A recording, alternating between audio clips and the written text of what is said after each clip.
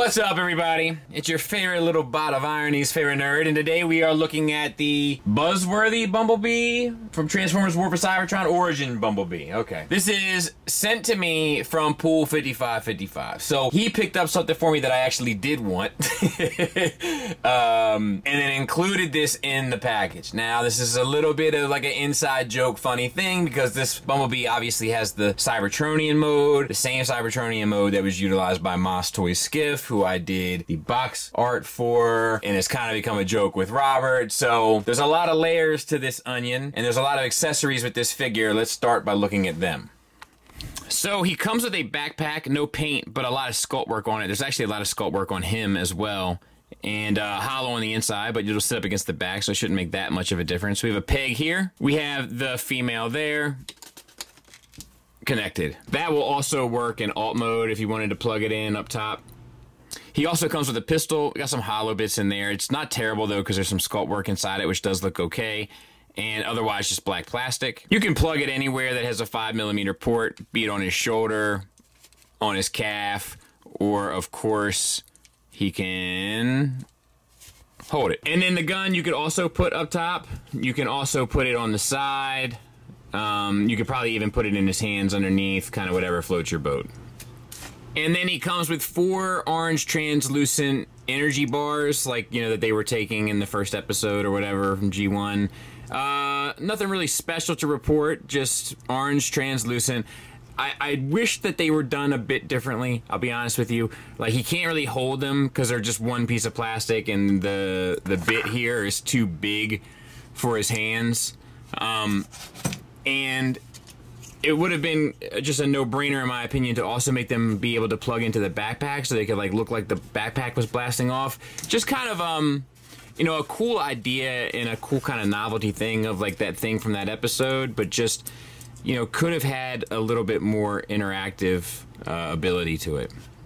All right, and let's look at the figure. So the head is a ball peg. You get up a little bit, nothing really down in the swivel, and it's a really tight joint. We have silver face paint. The face sculpt itself leaves a bit to be desired. It seems like the brow is too low, like his face looks squinched up in the helmet, but not the biggest deal, I suppose. And then we have a universal joint for the shoulder, with even a figure this size is kind of impressive. So you get out to there 90 degrees and then around. You can also utilize a transformation joint to get you a butterfly, which is pretty impressive, especially for a figure this size. Bicep swivel, single pinned elbow that gets you more than 90 degrees. Wrist swivel, no, hinge rather, up, down, no swivel. Now, we do have a waist swivel, and then we have some deco here on the chest. The blue for the windows, the red symbol, and then the silver underneath. For the hips, we have disc hinges, which I want the knife, which act as universal joints, basically. They get you out for the full Van Damme and pretty much the full Monty. Thigh swivel at a cut joint. Double jointed knee, it looks like. But you really only get to utilize one or the other, and it gets you pretty much 90 degrees. Ankle tilt up, ankle tilt down, and a rocker. Black paint on the front of the foot. So, like, I'm surprised at how much kind of paint and articulation is in this figure for it being a Hasbro product. Like, I think Hasbro's made leaps and bounds with their Transformers line. Don't get me wrong. I just still wouldn't expect this necessarily. Now, maybe this is priced at a deluxe price point, and that's what's able to do it. But, you know, interesting nonetheless.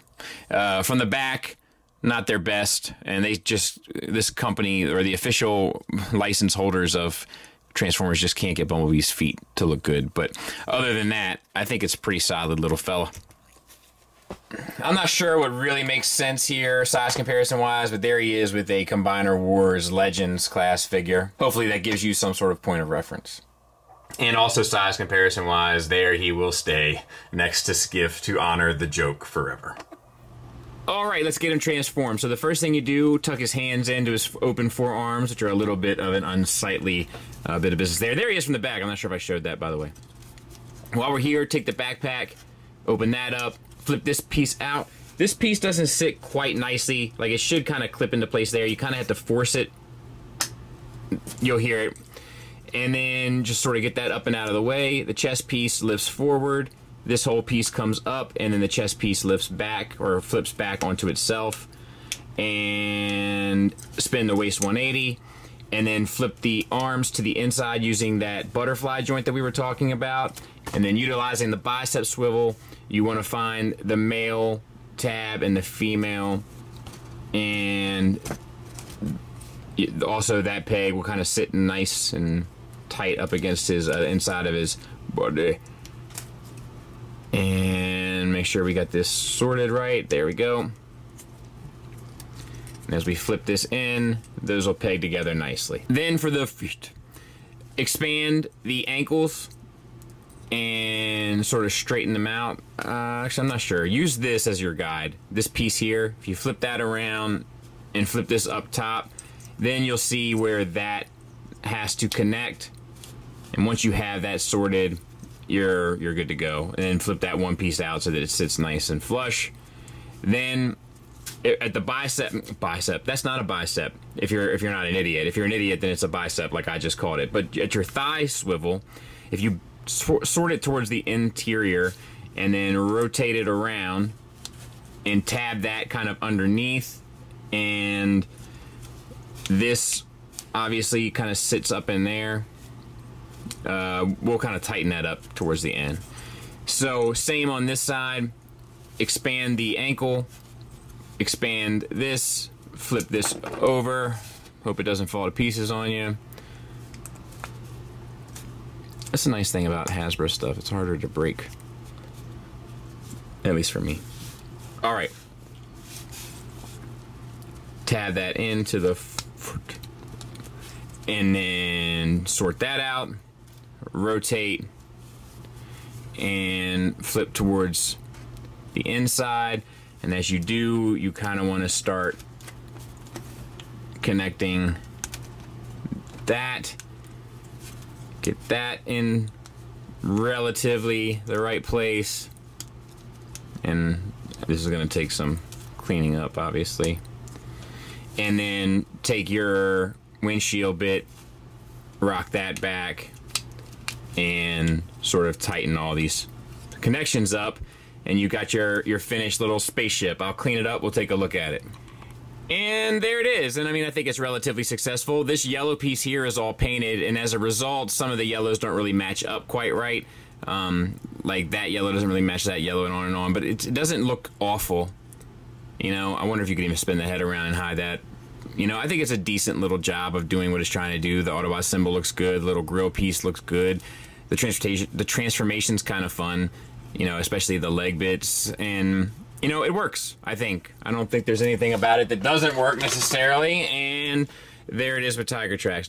Final thoughts wise, let's start with the negatives. I don't like the big gaps in the back of the forearms. I don't like how unsightly the feet are. There's some fit and finish issues in regard to the transformation, specifically with the way that the hood latches on to the chest of the robot. And my only other issue with this guy really, well, that's not fair because I think the face looks a little squinched. But my only other real significant issue with this guy is more of a what if. I don't know how much this guy costs, but if it's more than 12 bucks, I feel like it's a bit too much. Like if this is their deluxe price, I just can't keep track of it anymore. Let me look it up. Yeah, so it's $22.99 at Target, which is a deluxe price, and I don't feel like this feels like a deluxe figure. So that kind of goes back to my conversations that I've had on Sit Down Saturday in regard to Hasbro and their pricing and their classes. And that's about it.